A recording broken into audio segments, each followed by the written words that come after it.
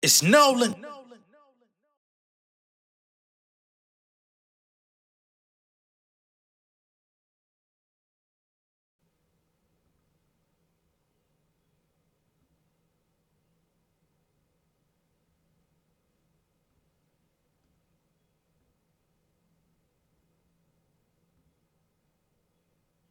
Take a picture, you take a picture. Cause it's the last time you ever see a nigga like me. Take a picture, you take a picture.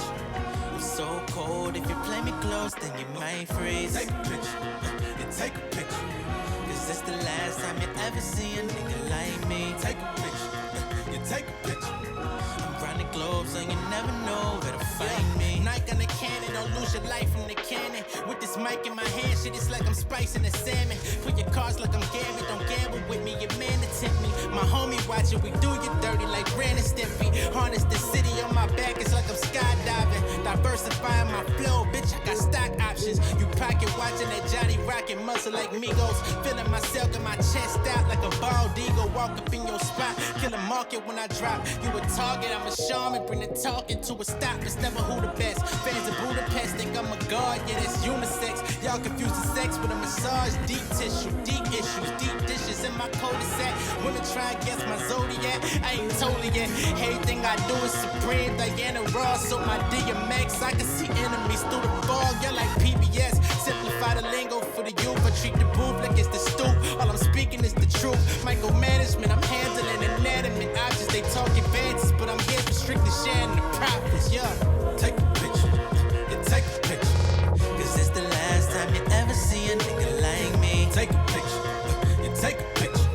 I'm so cold, if you play me close, then you might freeze. Take a picture, you take a picture. Cause it's the last time you ever see a nigga like me. Take a picture, you take a picture. I'm round the globe, so you never know where to find me. Lord help me, I'm killing these niggas. I think I got a pinched nerve, I ain't feeling these niggas. They out of sight and mind, I've been writing rhymes. People best in class in session, teaching lessons, overtaking my professors. Ooh, I know they love me, all this hate been circulating lately. Born a Toyota, upgrading to that Mercedes maybe. This shit ain't all it's cracked to be, it's so much apathy. I'm driving fine fabrics that can't appreciate my tapestry. Young majesty, the magistry is in my clutches though. I want the smoke, like I brought some Dutchess out the cornerstone. Don Corleone is in my horoscope, you horrified. Niggas glorify me like the rope-a-dope. Mind over matter, life will hit you, but I take them, sacrifice it just to get in them stadiums. I could bring home the bacon, but that's a euphemism. I bring the truth to wisdom, it's truth to power, get devoured in this futile mission. Yeah, I promise they don't make them like me no more. Get your cameras, yeah. Take a picture, you take a picture. Cause it's the last time you ever see a nigga like me. Take a picture, you take a picture. I'm so cold, if you play me close, then you might freeze. Take a picture, you take a picture. Cause it's the last time you ever see a nigga like me. Take a picture, Hey, you take a picture. yeah. I'm round the globe, so you never know where to find me. What's going on, beautiful people? It's the kid J Nolan here, back for another episode of Inside the Industry, your number one source for music, entertainment, commentary, and breakdowns. All right, we're not going to be here for too long on this particular video. We're just going to be talking about Beyonce and AMC. Their CEO, Mr. Aron, came out recently and admitted to the fact that he basically sabotaged Beyonce's Renaissance film. And for whatever reason, they clued the public in to the fact that it was coming out sooner than it was supposed to, which took away the surprise. But for whatever reason, they upheld their sworn secrecy and silence and privacy to another pop star by the name of Taylor Swift. So they clearly showed their allegiance to Taylor, but then when it came to Miss Beyonce, they could not show her the same form of loyalty, which then ended up messing up her profits on that particular project. We're going to get into all of that. He has a new interview with Variety in which he goes into detail about AMC theaters, where they stand financially, where they're trying to go in order to maintain financially to secure their future because they're in jeopardy. Over the course of the last few years, it has been tough coming off of the pandemic. It's been hard to get asses in seats to go see new movies and films, right? More people electing to watch from home. More, during the pandemic, we had all of these different HBO Max, Amazon Prime Originals, Paramount Plus, all this shit where you could then watch new films on these apps. You know, you just have to pay for it for your family to watch. A lot more people got comfortable with that. Like, shit, I dropped the 20 a month to see what's new, and I dropped 20 for my family to watch this rather than paying damn near $15 a ticket for all of us to go out and do the thing. We could eat dinner and do whatever the fuck we want to do. So it definitely faced the film industry with a challenge with box office numbers, right? Not that I have sympathy for this motherfucker, but I'm just talking about what happened. You know what I'm saying? So we're going to get into that and talk about, I don't know if he gets into why he let this information out, but we're just going to get into the specifics of it and build from there. Okay.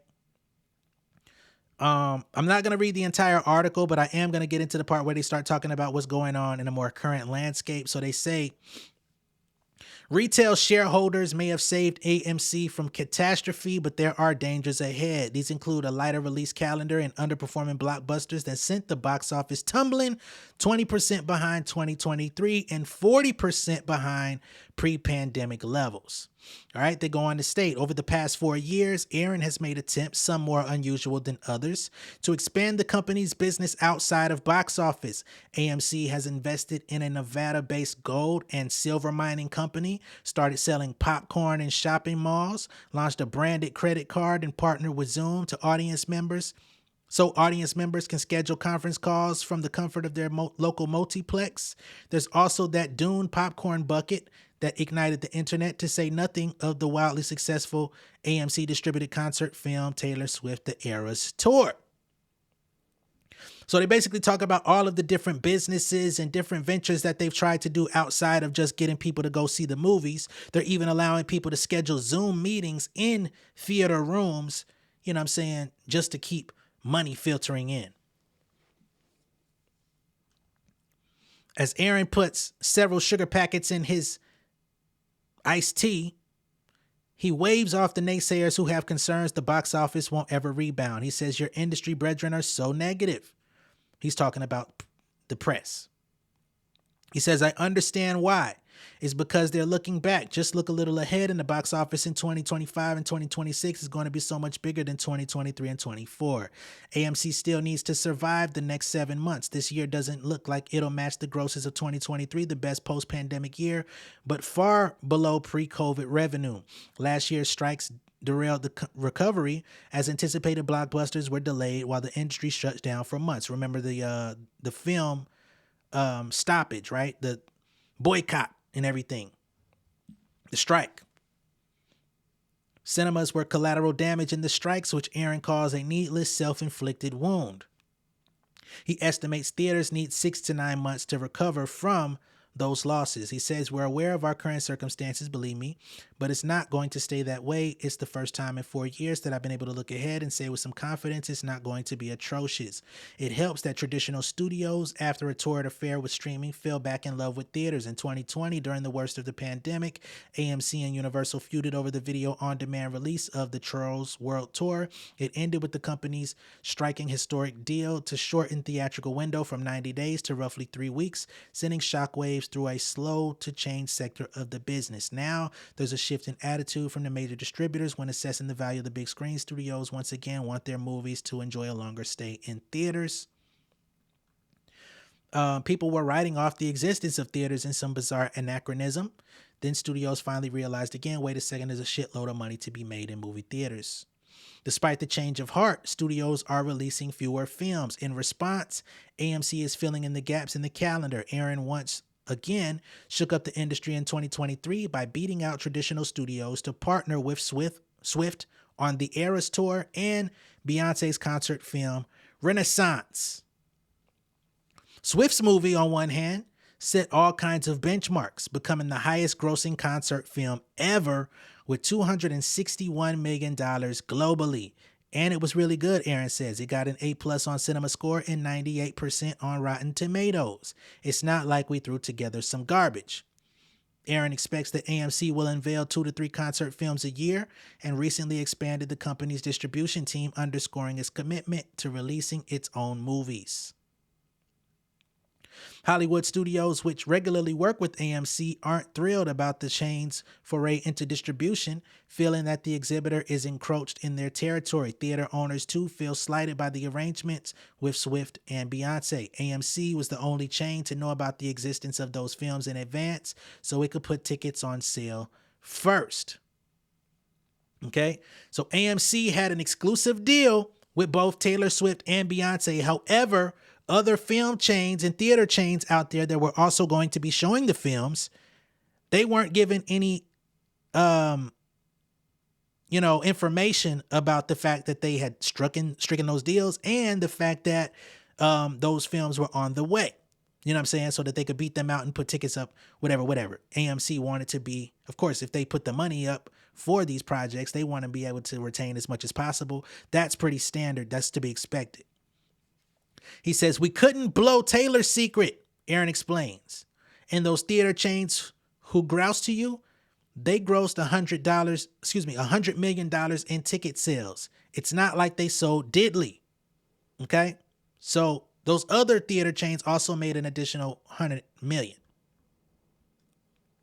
To soothe bruised feelings, before Beyonce's film went on sale, AMC gave its competition a super secret heads up. Don't tell anyone, but be ready to put tickets on sale. All right, so this is where people are up in arms. This is where Beyonce felt slighted. This is where the Beyonce and the Beehive felt slighted as well, because her project didn't do as well as Taylor Swift's. And of course, when it comes to the box office, AMC reported the news on how much it brought in for Taylor. And when these other theaters were able to sell tickets, it decreased the return that she was going to make from AMC specifically. So I think that's where the problem is. Right? And because these other theaters felt some type of way that they did not know about Taylor Swift's Era Tour, they basically used Beyonce as collateral damage to say, okay, well, this time around, we're going to let you guys know. Right? At least a half a dozen movie circuits leaked the news, Aron laments. Beyonce was seriously thinking about not doing the movie at all because the secret was blown. So they didn't keep their word. So he took a chance and gave them information and said, please don't tell anyone. Next thing you know, the news is out, Beyonce's dropping, and it just completely decimated the element of surprise that she was going for, which she's kept everything very tight-lipped about the entire Renaissance process, Act 1, Act 2, and whatever we're going to get in the future. Sorry, motherfucker. But you couldn't leak Taylor Swift's secret. Come on, man. That's crazy. Moving forward, he says Aron has other plans to revitalize the company's languishing stock price. He wants to improve the movie-going experience. To do that, he'll deploy $200 million in capital annually to reinvest in theaters, which will renovate auditoriums with comfy recliner seats, upgrade projection systems, and add premium large format screens. AMC already boasts the largest North American footprint of the newly popular IMAX screens. Those are the seats that sell first, he says.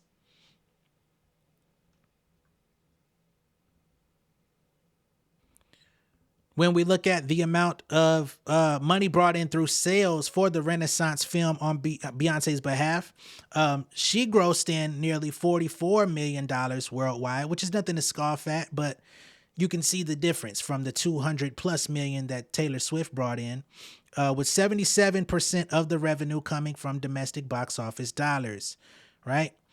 Era's gross revenue made Beyonce's pale. In comparison, Swift's film raked in an impressive $261 million, right?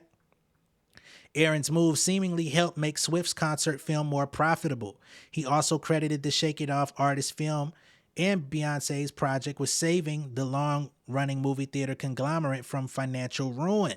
So even though they sabotaged Beyonce and basically fucked up her release, he still gives her partial credit alongside Taylor Swift from saving the company because they were going in fucking debt. They were losing. They were not bringing in profits.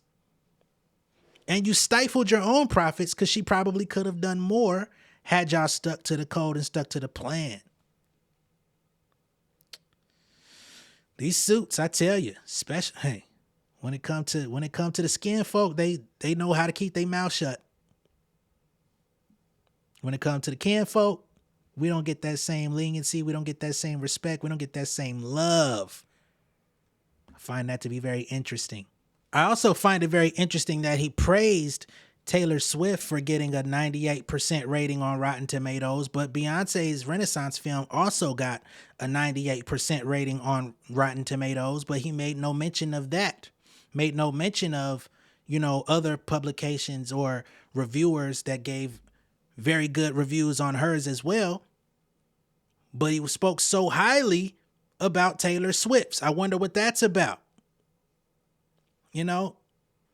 So in most instances, I try to give people the benefit of the doubt that they're not being nefarious in their intentions, but I don't see any way that I could conscionably say that he wasn't, because he brazenly admitted that he broke the code, right? For both projects, they were sworn to secrecy. However, you only upheld the deal for one of those parties being a white woman versus a black one. I hate to bring up the racial element here and bring up the elephant in the room, but I just find it very interesting that y'all was all good with her vowing not to say nothing. But when it came time for the black woman in the equation, the one who has been in the industry much longer, right? Y'all say, well, if we tell you, just don't tell nobody else. Like Smokey over there taking a shit. I ain't gonna tell nobody else though. You don't get no respect for that, bruh. And I'm quite sure that'll be the last time Beyonce comes to AMC, right? I low-key feel like she should have stuck with Netflix, to be honest, because there was already a deal in place. I think they did like a 5-project deal where she was gonna release, multiple projects in a similar vein to the Homecoming that she did with them. She probably should have stuck to that. You go to the theaters and you try to make this big grandiose thing, and then the CEO of the company, not even some low level, not even some other executive that, could be expendable for this type of shit, the CEO of the company violates. Wow. And he just talks about it openly with Variety in an interview, knowing he's going to face no other consequences other than the fact that they may have a severed relationship, which clearly he doesn't seem to value all that much, because the relationship was contingent upon one clause that you don't fucking tell nobody that we got this shit coming out. You bitch you. Now it is what it is, and it was what it was. This happened last year. You know what I'm saying? It's not like we could do anything to change it. It's not like we can modify it, right? I don't even know if Beyonce plans to release this on any other platforms. I think you might be able to watch it on Amazon or some shit like that if you pay for it, but it's not available anywhere for free, right? You might have to go on one of your little, if you got one of them little streaming sites that you prefer to go watch it on, you might have to pull it up on some piracy shit if you still haven't seen it and want to. But there is no corrective solution at this point, right? She's just, of course, $44 million in the box office. That's not bad. She produced it her motherfucking self. She invested into it. That's what it is. But it sounds to me that she stood to make more money if they would have stuck to the original deal. Okay? Again, this is not a long video. This is not a super exhaustive video. There's not a lot of information out there. There's only so many lines and clips and, pieces of the puzzle that have been released. Beyonce hasn't released a statement. Her team, Parkwood, has not released a statement. Her mama ain't even released a statement about this. So that's all I've got for y'all on this particular one. But just to let y'all know, this is how the industry be going sometimes. You feel like you got a great partner. You feel like you solidified a good deal. And the CEO of the company sells you out. Who would have fucking thunk it? Let me know what y'all think of all this down below in the comments. Be sure to like and share this video. If this is your first time seeing me on YouTube, go ahead and subscribe to the channel. Hit the post notification bell for all updates, and I will see y'all on the next one. All right? Much love and respect, y'all. Peace.